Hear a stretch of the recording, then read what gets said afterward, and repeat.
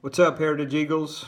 I see you're 8-0 on the season. I'm glad you're having a good start to your season, and I wanted to talk to you real quick about two things that are important to all college coaches, and that's having good grades and having good character. I'm Bert Uwaro. I'm the head men's basketball coach of the Bob Jones University Bruins in Greenville, South Carolina. And our program philosophy here is how you do anything is how you do everything.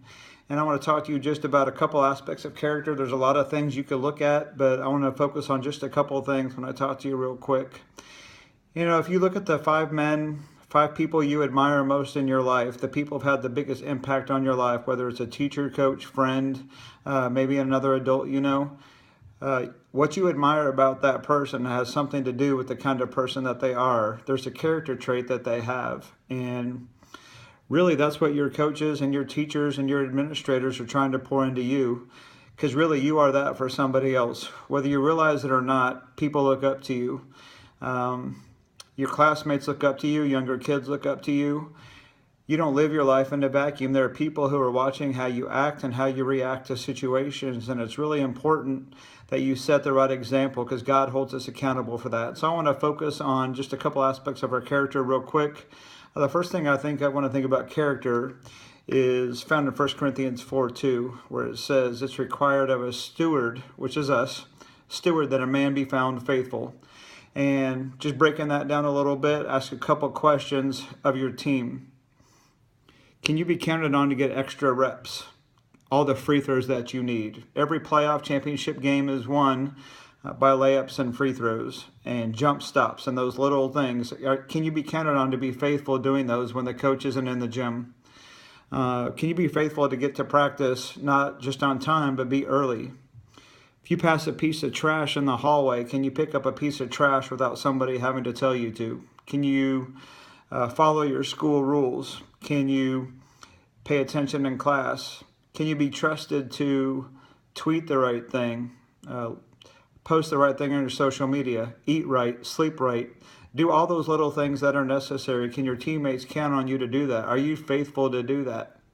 If you're not faithful to do that and people can't count on you, then you're not going to be a very good teammate and you're not going to have a very successful year. Even if you were undefeated and won the championship, I believe you still had a failure of a season if you don't have the character trait of being faithful. Then another one is integrity.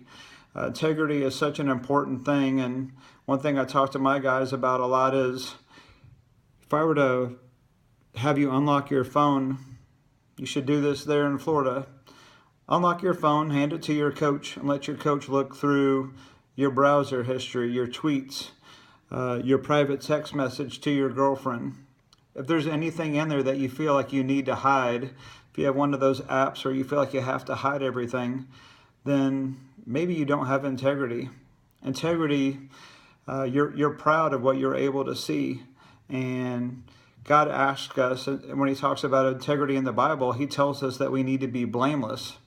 Blameless literally means that there's no hook. Where if somebody were to accuse you about something, and no one was there to witness it, if there's no hook, if you have a reputation of having integrity, then no one's going to believe what that person says about you.